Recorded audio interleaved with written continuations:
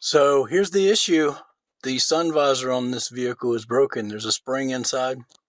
And I actually temporarily fixed this. And this is a 2016 Highlander. And it's a similar process for other Toyota and a lot of other cars, all kinds of makes. There's a little spring in here that holds the visor up like you see it here. It snaps into place somewhere around here. You'd feel a little, and it would hold it.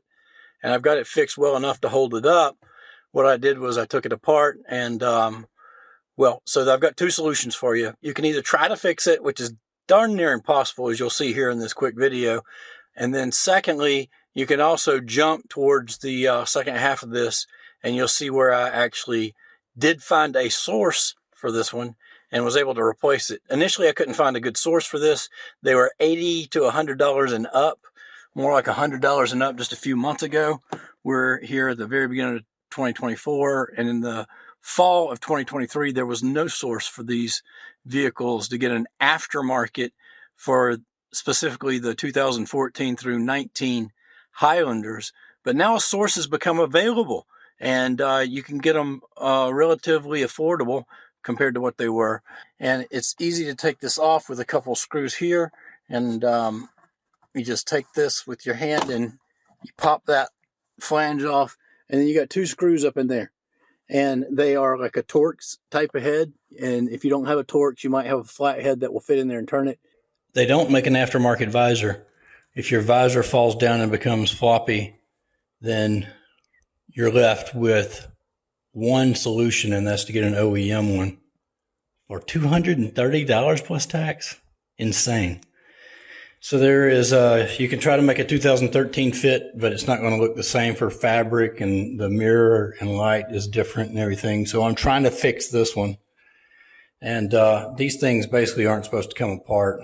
And then what you'll likely find is that you'll have to try to take this apart. Don't just like jerk this arm out of here, because there's a wire in here for your lighted mirror.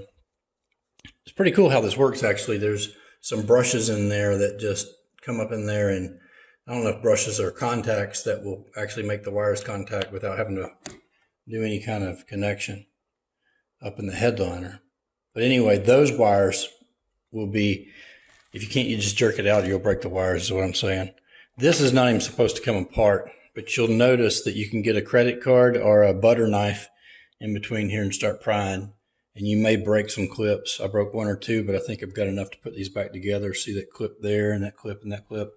And the mirror will start to fall out, so you have to be careful with all that. You don't want to break the wires. The wires are soldered on and everything. So anyway, big mess. But ultimately what you'll get to is that you can take this piece out, and then you'll find that this spring clip is broken in half. The spring clip basically wraps around here and holds a flat place. This is a flat place right here of this rod in place. So that's what keeps your visor up. You can't just buy this. You're not even supposed to be able to do all this that I'm talking about. So you can't find this anywhere, this clip. Now I thought about getting an aftermarket one for 25 bucks and seeing if the clip's the same on the inside.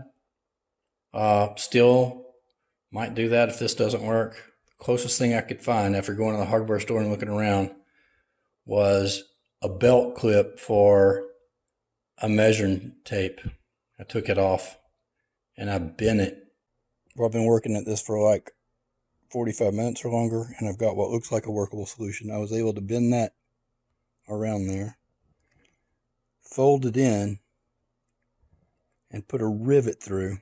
Let's go put it back together and see if it works. I've got it all back together. You can barely tell that I messed with it. It's not completely closing as tightly as it did, because like I said, I broke a couple of the clamps, but I'll be surprised if it lasts for very long. But right now I think it's going to work. Let's remount it. Well, there you have it. It's working. It's functional. Does it pop as well as the OEM one? No, but right now it's working. So if you've ever seen another fix that's any better than that, let me know. The light still works. Still looks OEM, and it is OEM except for that homemade clip. We're going to show how to now replace this. We're going to show now how to replace it, because in that video that I cut to a second ago, we showed how to repair it with putting a little piece of metal in there to serve as a spring to hold it up. And you see it's never going to be right. You can't just buy that real spring. But it's gotten me by for several months, 4 or 5 months here. And now we're going to replace it because we found a source that actually matches the OEM one. So the thing is, to match this one's a cloth type material and it's tan. So you got a few things going for you. Then you have to do the right side of the vehicle too to get it. And that's pretty darn close. Look at that material. You really can't distinguish that. And I don't even know. Maybe this is the OEM making it. The label is a little different on the warning, but who cares about that? We're going to put this in with those 2 screws.